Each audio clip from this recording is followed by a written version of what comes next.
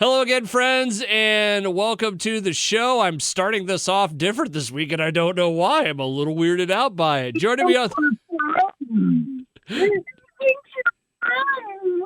You're making noises, and they're so loud that they're overmodulating, and I have no idea what you said. Ladies and gentlemen, joining me on the line from Cinemablend.com. He just had a birthday this week. Ladies and gentlemen, it's Mike Reyes. Hey, Mike, real quick. I got to do you a family tradition that we always do. You ready? Ready. Happy.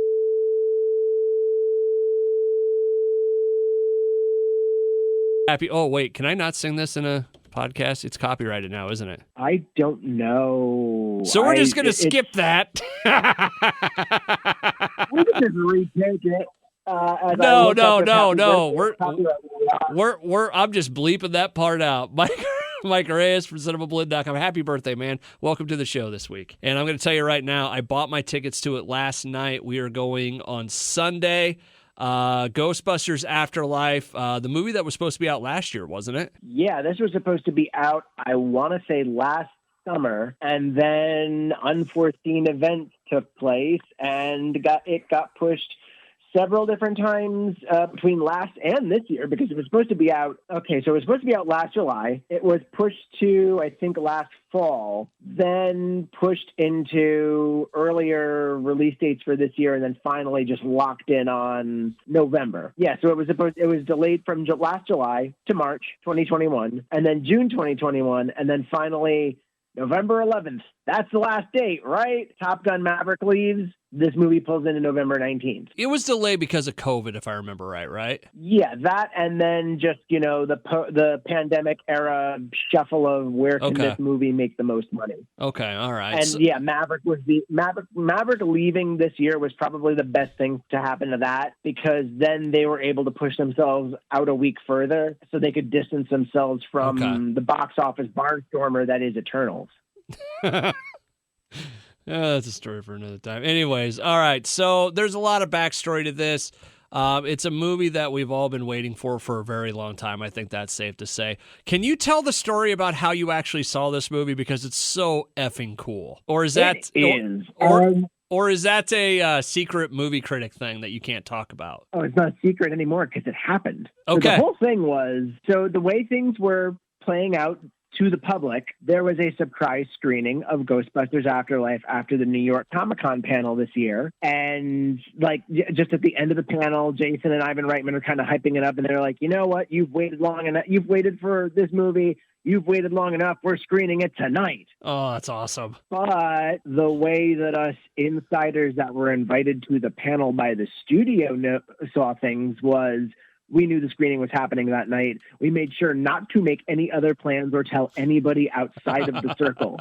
Because I had a friend of mine that was messaging me. He's like, "Hey, do you want to go grab dinner after the Ghostbusters panel?" No. And not the pun, but I just ghosted him because I didn't say anything. Because it's I don't want to ruin this. I don't know how to play it. And then afterwards, we got out of it and we caught up. And I was like, "Dude, this is why I didn't answer your message, because I knew this was happening." That's awesome, man. All right, so very cool story there. Let's get to the movie itself. Ghostbusters Afterlife, how is it? It's good. It is quite good for, this is an official continuation of the Ghostbusters and Ghostbusters 2 story. This is outside of the continuity that was established in the Ghostbusters 2016 reboot. Okay. So you don't have to have seen that in order to understand this, but I'll talk about that later. I think it's a pretty good sequel to those first two films. The rough and ready story is basically this family is sort of picking up the pieces after moving to the Midwest, where the family farm is in disarray. And there is something strange in the neighborhood. Yeah, I see what you did there. Yeah, that's awesome. And this is the thing about this sequel is it starts off a little rough. The stuff that they're doing with the new cast, Carrie Coon from the Leftovers is playing the mom.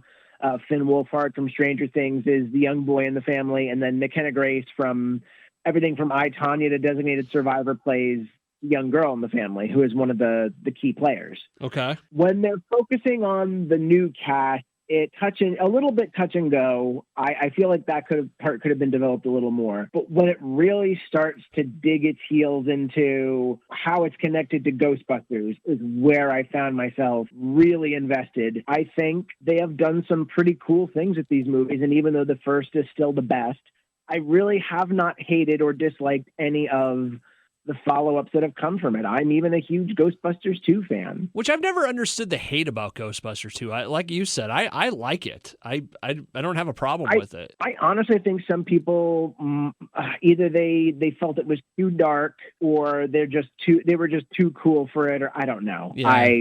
I really don't know. I just think Ghostbusters 2 is kind of doing more of the same, but the thing is it sets it up so wonderfully. And yeah, it does get darker and scarier. And I liked that. I did too. And I liked that there's this whole dark what? Oh, I just said I liked it too. I love the ghost train scene. Yeah, and then there's that whole dark turn of like the Ghostbusters are like fighting each other because of what the slime does to people, and then going to jail, and like the whole thing about. Well, anyway. Yes. Ghostbusters 2 is undervalued. Ghostbusters Afterlife is a lot of fun for the family, and once it gets going, I'm not going to lie, there is a moment in this film that brought me to tears. But no, okay, so it's good. I've seen people that are. It seems like people either really like it or don't like it from some of the other reviews I've seen pop up. Oh, yeah. There does not feel like it doesn't feel like there's a lot of middle ground with this one, because there are some people that are flat out saying, wow, nepotism and soulless remakes and Lego sequels are really taking their toll. And it's like, yeah, I don't know. It just seems, I don't know. But you know what, the part that I did, and I hopefully they address this in the movie, in the trailer, when he's having to take them back and show them the YouTube stuff of the Ghostbusters, like, how does the world forget about that? That is that's something I'm still trying to figure out myself. Because you know what? If someone came out and said that we figured out and proved that ghosts are real and that New York City got attacked by a 50-foot Stay Puft Marshmallow Man, I feel like people would remember that, or it would be kind of in the vernacular, or there would be a History Channel show about it every once in a while. But at the same time, there is we are now in a culture where historical events and even scientific facts are debated ad nauseum on the internet. So for all we know, people have come out as like ghost truthers and said, no, Maybe. it was swamp gas, or, there was a gigantic, someone laced this water supply of New York City and it was a gigantic hallucination. I mean, but you know what? You think that you would see, like, and to just use an example of something that happened in the 80s, Chernobyl. We have how many shows about Chernobyl and myths and conspiracy theories and series and just news every once in a while about Chernobyl. You would think that in that world, anyways, this is a stupid conversation. No, it isn't, because I'm still trying to figure it out myself. Okay, all right. You've got something that has a name like the Manhattan Cross Rip of 1984. Yes. That right there, that is a name that lands itself in people's minds. It's not just like, oh, the Manhattan Visitation of 1984. Yeah. It's like, and you really got to throw your Dan Aykroyd in. It's like the Manhattan Cross Rip of 1984. Like, you really got to say it like that. Like, I don't get it either. Mike Reyes from Cinemablend.com joining me. Ghostbusters Afterlife, you recommend it, right? Yes, I would recommend it. Like I said, when it really gets started, it really made me remember why I loved Ghostbusters. Mike Reyes from Cinemablend.com joining me to talk about movies. So Ghostbusters Afterlife is a definite awesome, and it's going to win every award this year. Yeah, sure. Just overinflate the praise so that way the people are saying, is nostalgia killing cinema? Can use me as their new poster child for what's wrong with the world. It's perfect. I like how this plan is coming together. Over on the other side of things, Will Smith is in a movie about Serena and Venus Williams. King Richard, there it is. Sorry, my brain locked up there for a second. King Richard, folks. Is it me? Okay, let me ask you a question about this, because it's about their dad, right? It's about both their father and also the family in general, and Venus and Serena's journey to become, the stars that they are today. Like, I kind of felt like we should have we gotten the movie about Serena and Venus yet? Not before this. This is technically, I think, the first one, and it's kind of surprising how long it's taken for that. I know, but that's the weird thing about it. I feel like we should have gotten their movie before the movie about their dad. Well, see, that's the thing. Even though it's named King Richard, again, it is about their father, Richard Williams, played by Will Smith, as well as Serena and Venus's journey into becoming tennis pros. Like it's his sort of hustle to get them with a trainer, and then it's also showing them go through that. I mean, I guess you would say he is the focal center, but there is a good amount of time dedicated to them as well. Okay, and they're kind of happy. It's a 2.5-hour movie, so there's a lot of ground that this movie covers. All right, so what'd you think? Any good? It's good. I think it's okay. See, the thing is, I wanted to know about this story. I'm glad that this story is being told. I just think that the movie's pacing is a little slow. And I think you could have maybe focused more on thrown more focus on the daughters in addition to their father, and just tightened it up a little bit. This could have been 2 hours. Okay. All right. So, but it's still a good movie. I think Will Smith does a terrific job as Richard Williams. I mean, he this is his sort of Top Gear performing. Really? Okay, so it's not like just Will Smith dropped into somebody and it's Agent K or whatever. No. He does a really good job of. There's archival footage actually included at the end of the film, and you see how good of a job he did, sort of embodying that character. See, like, and then another person that go on. Oh, I was just gonna say with Will Smith, that's what it's either. Will Smith as a secret agent or Will Smith as, this or that, or it's the completely opposite thing where it's like he's completely immersed in it and you really believe he is that person. Those are the two levels of his performance, Yeah, and to be totally honest, he does well in both of those gears. I mean, do I wish he'd do something like maybe not reject Django Unchained way back when? Yeah, sure. But that's his decision, and he knows his strengths. He plays to them, and you pay for Will Smith. You're getting Will Smith. Complete side note: why would I think Will Smith would be interesting in the Fast and Furious movies? Because of the Bad Boys franchise and how those two worlds are just itching to cross over. And oh my God, I wish they would. So I kind of hit on a nerve there, is what you're saying. No, you hit on a geek boner. I wish that would happen. I want that, or even better, cross them over with Hobbs and Shaw. You've got Dwayne Johnson, Jason Statham, Martin Lawrence, and Will Smith all cracking wise with each other, trying to stay ahead of whatever threat they're dealing with. Like, that's candy for me, baby. I want it. Can you imagine Martin Lawrence getting up in The Rock's face, telling him he's going to kick his ass or something? Oh, that would probably be it. That would be it. And then you would have Will Smith and Jason Statham just standing back and just watching, and probably placing bets on who breaks first. And then the funniest thing is when Martin Lawrence beats the piss out of The Rock. Universal, we are open for meetings if you want to talk this, and Sony, Universal and Sony, we are open to meetings if you want to talk this over, because that's probably the first $1 billion movie in the post-pandemic era. If we get that on the ground. I think we're on to something here. Mike Reyes from Cinemablend.com joining me. Okay, so back to King Richard. Good, a little slow, could be better, is what it kind of sounds like. It also just might be that I'm not a huge tennis fan. Okay. So, I mean, if you're a big tennis fan and you're really into Venus and Serena Williams, and frankly, even if you aren't a tennis fan who isn't, this is going to be, this will especially be good for tennis fans. But even just as a casual observer, I think it's a good movie. I just wanted it to be a little tighter. Perfect. Mike Reyes from Cinemablend.com joining me on the line talking about movies. All right, so that brings us to the news portion of this. A couple real big trailers came out this week, but I don't think there's anything bigger than the Spider-Man No Way Home. And can I tell you a real quick story about the Spider-Man No Way Home trailer real quick? Tell me all of the stories you want to tell me, because this is the meat and potatoes here. So when I clicked on YouTube on the Sony version of the trailer, right? Do you know what view number it was on when I clicked on it? 53? 2. See, that never happens to me. Like, when I first launch a trailer, usually it's like, 52 or 30 something. No, here's the thing. And I was on my other computer, and it's a smaller laptop, so it's got some different like function keys and all that to take a screenshot, because I was going to take a screenshot and save it because it was the second view. I thought that was pretty effing cool, if I do say so myself. But I hit the wrong button and it refreshed the page, and by the time it refreshed, there were 3.6 million views on it.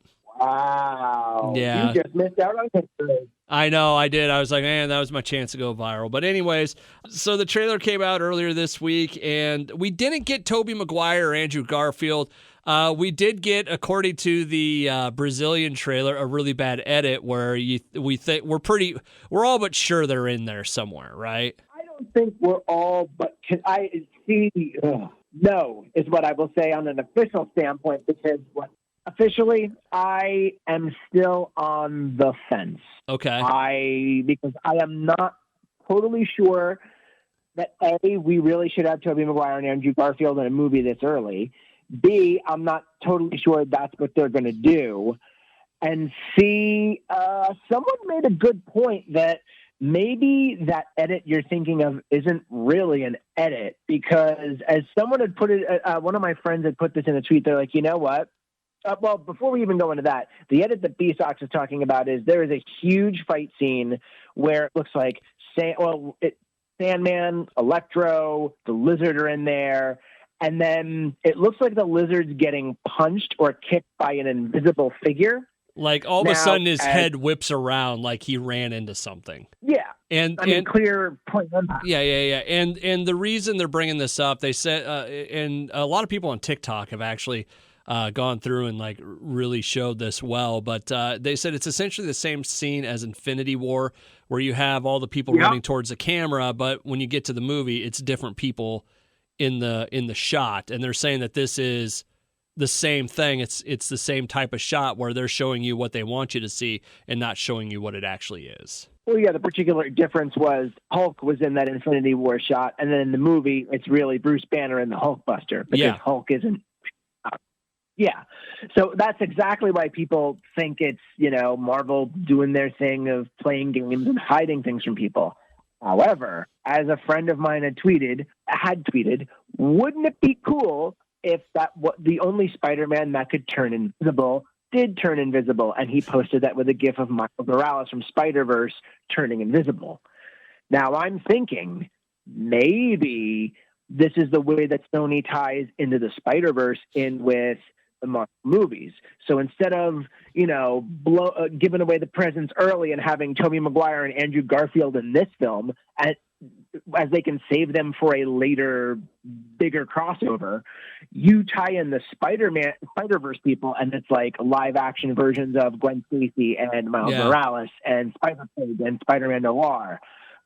But we do see what looks like another Spider-Man in a black suit with Doctor Strange enhanced gauntlets. So I don't even know if that's Tom Holland's Spider-Man or something that could be another Spider-Man too. Like, I knew that costume was coming. There was a leak of some of the toys coming out, and they showed some of the different suits that they showed, and it didn't say that. That's a good point about that suit in particular. But if I was willing to bet, like if I was willing to take out my wallet and say, here, you can have all my money and I'll put it on, like, make a bet. I do like the Miles Morales thing. I think this would be a natural place to put it in. I'm thinking I think we have to at least get one of the two, either Toby or Andrew. I don't think you get one without the other. Really? Because otherwise, this is a giant multiversal rip. This is the Manhattan Cross rip of 2021. They should freaking call it that. That's what it feels like. So anyway, it is the multiversal event of 2021. You've got this huge rift, and it also happens that Spider-Man Into the Spider-Verse 2 comes out next October, so that sort of plays closer back. I don't think you get one of them without the other, because that's the event. It's getting one of them without the other is almost as if to say, okay, we couldn't get the other guy, so there's Guy X. Okay, well, I think that. What if it's Venom? At the same time, could it be Venom? I think Venom could show up. I think Venom feels like a post-credit scene. Okay. Because they're not going to, I don't think they're going to make the same mistake of, we're going to put Venom in a Spider-Man movie, but it's not going to be a central character and it's not going to be a big deal. Like we live have a Topher Grace and look what happened. I got to, what if the new Venom ate the old Venom, the Topher Grace Venom? It would be very interesting, and I would give them credit for that. I want to talk about I want to talk about an idea for a post-credit scene here in a second. But I really like the trailer. I'm super excited for this movie. You keep having people talk about it's not what you think, and it's going to be kind of an end to it. I can't wait. That's where This is the most excited I've been about a movie in a long time. Yeah, I thought I'd heard that. Even Tom Holland went on record recently and was like, maybe it's time to move past Spider-Man and this, that, and the other thing. So maybe it'll be like Marvel's previous game plan where this is the last solo Spider-Man, and then maybe we get a couple more Tom Holland appearances before he's like, I want to have a normal life, or I want to do this or whatever, and then he just doesn't show up anymore. Or you start to switch it over to the Miles Morales story like they did in the Ultimate Comics. Maybe. I mean, I would love to see them, Especially because you have the Goblin in there now, and possibly multiple versions of the Green Goblin, because the Goblin was actually the one who killed Spider-Man in the comics that led to Miles Morales. Well, that, and we've heard Willem Dafoe's voice in there as the Goblin, but some are pointing out, despite the fact that Dane DeHaan has said he's not in this movie, there is a couple frames where it looks like there's an unmasked Goblin on a different glider, and some are saying it is the Amazing Spider-Man Goblin that Dane DeHaan played. Yeah, like I said, I'm so excited for this. But real quick, let me run a couple scenes by you, okay, and see what you think. Okay, so everybody pretend you've seen Spider-Man No Way Home. The trailer. We have no... But I'm setting the mood here. Okay. Pretend that we have seen the film. This is what we are going to see coming up from the events of that film. All right. In the MCU version of Spider-Man, we haven't had the Uncle Ben, like a real deep Uncle Ben talk yet, right? No, we haven't. What if the first time in the MCU he talks really in depth about Uncle Ben is with Tobey Maguire and Andrew Garfield? I would love that, but that's not going to be a post-credit scene. That's going to be a scene that's in the movie. Probably literally... They're in the movie, that is probably literally going to be the scene where right before all the goes down, he talks to them about his moral compass and everything, and they have that moment. And I wasn't talking about, my post-credit scene I think you'll like. Oh, so what, I thought you were pitching like a mid-credit and a post-credit scene. No. That was just one scene in the movie. Here, the post-credit scene, and do you remember the last couple Spider-Man post-credit scenes and what happens in them? I remember in Homecoming, the one tying into Spider-Man was Vulture going to prison and meeting up with Scorpion. And I remember in Far From Home, the one that tied directly into the movie was Spider-Man being outed by J. Jonah Jameson. All right, so you got the one where Aunt May finds out he's Spider-Man, and she goes, "What the f?" Right? Well, that's the end of the movie. Yeah. Okay. So So I'm wrong. These two scenes is what I want you to think about. Okay. So that one, and then Peter saying, "What the f?" Right? Yeah. Oh, okay. So yeah, we're playing off of that pattern. Imagine Deadpool stumbling into the MCU here because of all the stuff, and he looks around and he goes, "What the f?" and it cuts. I want to add something to that because I love it. But then when it cuts, you hear, "No, kid, that's my line." I mean, that would be, it would be an easy, because Deadpool and Spider-Man have such a history. This is dealing with multiple dimensions. You need a way to bring Deadpool into the MCU, and you have that what the moment with in the movies already, ending or post-credit scene. To me, it seems natural. And I'm pretty sure that was the end of the first movie, right? The end of the first movie was Aunt May. Yes, and then Yeah. So it wasn't two different movies. That's what I was thinking of.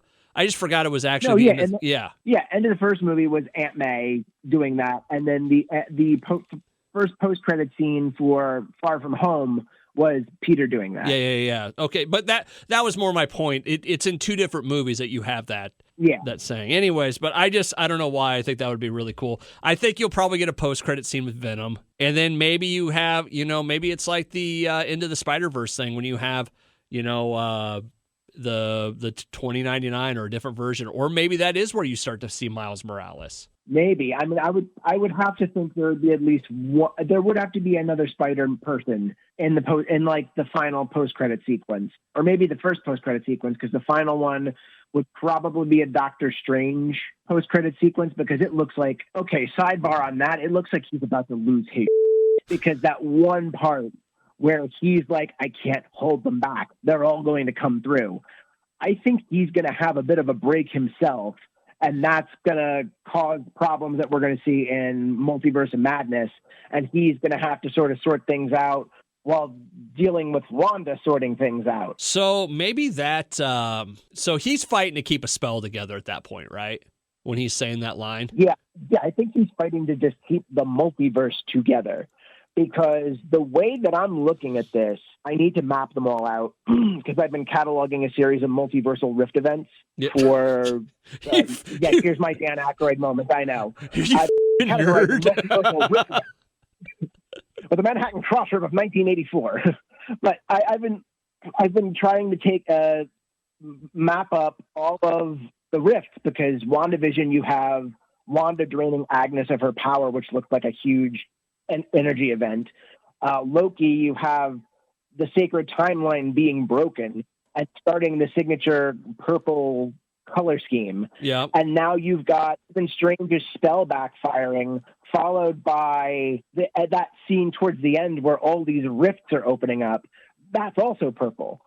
I feel like all of these events are supposed to line up where it's just one huge sledgehammer to the multiversal fabric, and everything starts to leak in.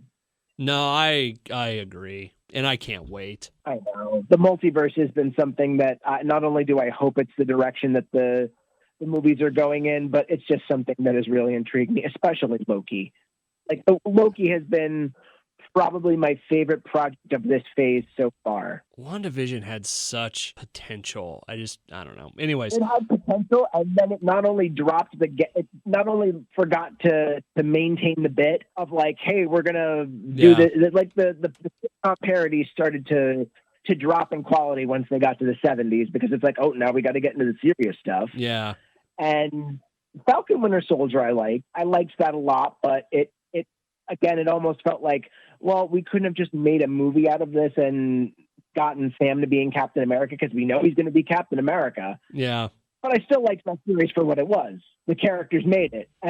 But Loki, man, Loki is the high bar as far as Marvel projects right now and Disney Plus series, because that was just a beautiful ride. Mike Reyes from Cinemablend.com joining me to talk about movies and trailers and all of that. We're getting long in the tooth. Real quick, the other day, the Pam and Tommy trailer for Hulu came out. Looks awesome, right? Looks just wacky and fun. And oh, yes. And I still cannot believe how well they have made Lily James and Sebastian Stan look like Pam and Tommy.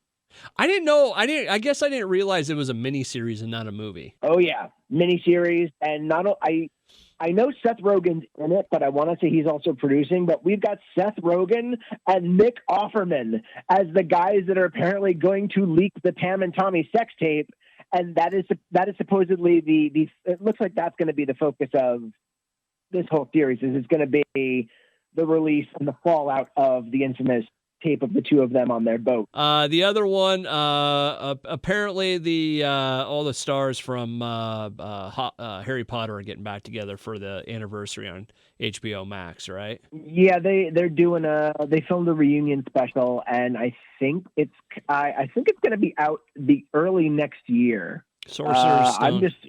20 years ago. That's crazy, man. 20 years ago since the release of Sorcerer's Stone. But as some people on staff have pointed out, it has not been 20 years since, I think it's been like almost 10 years since the last movie. So technically this is a reunion for the cast for the first time in 10 years. But of course, 20th anniversary of Harry Potter and the Sorcerer's Stone. We can't let that go, blah, blah, blah, blah. Yeah. It's going to be on HBO Max exclusively on New Year's Day. That last movie, Deathly Hallows, I was fine with it until the very end, and I couldn't have been more pissed off at a movie. Why? I always loved the end of the book where he takes the Elder Wand and he repairs his wand with it, right? Right. And then he put the wand back in with Dumbledore in the grave, and he was like, well, when it dies with me, it'll, the Elder Wand will be gone, right? Right. And then I hated in the movie where they go, so what are you going to do with that wand? And he just snaps it in half and he throws it over the thing. It's like, that's your ending? It made me mad. It really did. So, anyways. Like, you want to talk about something that made me mad? Order of the Phoenix made me furious. Okay, real quick funny real quick funny story about that. So my buddy, I was reading the books at the time, and I'm reading the fifth one, and one of my buddies, he was the kind of guy that he just came over all the time. That was after, he just came down every night and we hung out, and like we didn't have to talk. He'd be hanging out with my brother playing video games or whatever, and I'm reading the book, right? Yeah. And I'm in a bad mood because I hate Umbridge. And he goes, what's wrong with you? And I go, it's the book. It would take far too long to explain, Yeah. So he sits there and he plays video games for a little bit longer, and he goes, you got the first book? I said, yeah. He goes, where's it at? I said, over there. He grabbed it and he just left. And then he came back a day or two later. He's like, you got the next book? Like, yeah. So he read it, and then finally, a couple nights later, he came down and he was all pissed off. I'm like, you're the fifth book, aren't you? He goes, yes, it. Yeah. So, yeah. You know what, though? That Order of the Phoenix is probably the best of the books. I'd have to read them again. I always felt that I really liked how that last book played out. So I think the last one's kind of been my favorite, but I haven't read them in so long. I will say Prisoner of Azkaban was kind of my favorite, was one of my favorites of it. The books or the movies? I really liked the book. I didn't mind the movie. I thought it was okay, but anyways, this is Harry Potter talk now. I mean, why not? It's the 20th. Last week was this week was the 20th anniversary of Sorcerer's Stone being released in the theaters. I believe it was November 15th, 2001. That's funny. And I still remember taking off of playing hooky that day from school. Oh, really? And bringing a couple of my friends, I think my girlfriend at the time, and I don't remember if my brothers came with me. I think at least one of them did, but I don't know if both of them came with me. But this was all, Harry Potter became an obsession of mine after the first trailer for the first movie. Okay. Because I really wasn't before that. And then once I saw that trailer, it's like, holy, that's what Harry Potter is? No one told me that was what Harry Potter was. I just heard this name and it's like, oh, magic and children. And it's like, okay. And then that trailer, and it's like, whoa, if you led with that, I would have been fine. So I went and bought the first paperback at the Kmart that I worked at. And then from that point on, it's like, okay, I need the rest of these. My father actually bought a Barnes & Noble membership. We bought the Barnes & Noble membership for the first time in our family, just so we could get the discount, just so we could buy book 4, which had just been released, I think, that year. That's awesome. I was like, okay, I'm in on this now. I was Harry Potter in the homecoming parade that year because of that. You know what? You want to hear a really bad joke I did? I felt so bad. Sure. After. So originally, like, we got into Harry Potter late, so we weren't doing the stand in line at Barnes & Noble and all that, right? Yeah. Eventually we did, and eventually, we're standing in line for the Half-Blood Prince, and we got in early, and, we were ready to go, and so we get our books, and we're walking out, and I'm just thumbing through it, I'm just screwing around. I haven't read any of it. And I go, hey, how about that? Dumbledore dies. and everybody started booing me and like yelling at me. I'm like, I'm just kidding. And then we get through the next day or so. I read it. I'm like, oh, holy shit, Dumbledore dies. Yeah, and I think I had that spoiled for me. Because on that old meme factory we know as YTMND, someone actually posted audio of someone leaving a bookstore. They had found out, and they told this woman, they're like, hey, Snape kills Dumbledore. And then you just hear this woman going, no! Yeah! That audio is ingrained in my head. Yeah, I did that. I really wasn't trying to do it anyways, but no, I tell you what was creepy to find out? Baltimore and I have the same birthday. Oh, wow. Yeah, New That's Year's Eve. wait, but not the same year though. No, not the same year. No, not even close. But Okay. same. Yeah. I was going to say, I have another friend that has a Harry Potter birthday. He has Harry Potter's birthday down to the year. Oh wow, that's crazy. Yeah, because a lot of people forget that Harry Potter was born in 81, and the Battle of Hogwarts in Book 7 takes place in like 98, I want to say.